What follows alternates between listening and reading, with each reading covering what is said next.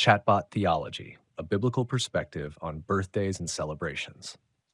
Hello, fellow believers. Today we're delving into an interesting topic: birthdays and celebrations. Are they biblically endorsed, frowned upon, or simply neutral? Let's explore what the scripture has to say about birthdays and how we as modern Christians can view and celebrate these occasions through a biblical lens. The Bible mentions birthdays only a few times, and interestingly, these mentions are often in a negative context. Pharaoh's birthday, Genesis 40:20-22, NKJV. Now it came to pass on the third day, which was Pharaoh's birthday, that he made a feast for all his servants, and he lifted up the head of the chief butler and of the chief baker among his servants. Then he restored the chief butler to his butlership again, and he placed the cup in Pharaoh's hand, but he hanged the chief baker, as Joseph had interpreted to them. Herod's birthday, Matthew 14, verse 6-10, NKJV. But when Herod's birthday was celebrated, the daughter of Herodias danced before them and pleased Herod. Therefore he promised with an oath to give her whatever she might ask. So she, having been prompted by her mother, said, "Give me John the Baptist's head here on a platter." And the king was sorry. Nevertheless, because of the oaths and because of those who sat with him at the table, he commanded it to be given to her. So he sent and had John beheaded in prison. These passages show birthdays in association with pagan rulers and unfortunate events. However, they do not provide a direct commandment against celebrating birthdays. Celebrations in the Bible. The Bible does, however, contain numerous instances of celebrations and feasts ordained by God. 1. Feasts of Israel. Leviticus 23 outlines several feasts God commanded the Israelites to observe, such as Passover, Feast of Unleavened Bread, Feast of Weeks, and Feast of Tabernacles. These feasts were times of remembrance, thanksgiving, and worship. 2. Wedding at Cana, John 2, 1-11, NKJV. On the third day there was a wedding in Cana of Galilee, and the mother of Jesus was there.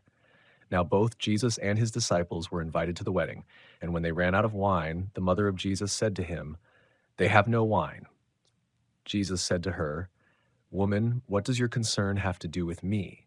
My hour has not yet come." His mother said to the servants, "Whatever he says to you, do it."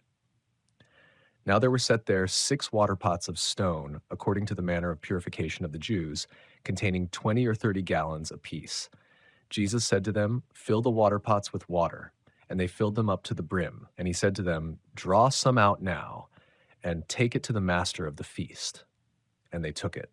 When the master of the feast had tasted the water that was made wine, and did not know where it came from, but the servants who had drawn the water knew, the master of the feast called the bridegroom. And he said to him, "Every man at the beginning sets out the good wine, and when the guests have well drunk, then the inferior. You have kept the good wine until now." This beginning of signs Jesus did in Cana of Galilee, and manifested his glory, and his disciples believed in him. Jesus attended and performed his first miracle at a wedding celebration, indicating his approval of such joyous occasions. Modern Christian view. As modern Christians, our approach to birthdays and celebrations can be guided by the following principles. 1. Gratitude. Use birthdays as an opportunity to thank God for the gift of life. Psalms 139:14 NKJV says, "I will praise you, for I am fearfully and wonderfully made. Marvelous are your works, and that my soul knows very well." 2. Joy and fellowship. Celebrate in ways that foster joy, community, and love. Romans 12:15 NKJV encourages us to rejoice with those who rejoice and weep with those who weep. 3. Glorify God. Ensure that all celebrations glorify God and align with Christian values. 1 Corinthians 10:31 NKJV states, "Therefore, whether you eat or drink or whatever you do, do all to the glory of God." Conclusion. While the Bible does not explicitly command or forbid the celebration of birthdays, it provides ample evidence that celebrations can be a time of joy, gratitude, and community. As Christians, we can embrace these occasions to glorify God, strengthen our relationships, and celebrate the gift of life He has given us. Let every celebration be a testament to His love and grace in our lives. That wraps up our discussion on birthdays and celebrations from a biblical perspective. Join us next time on ChatBot Theology as we continue to explore how we can live out our faith in today's world.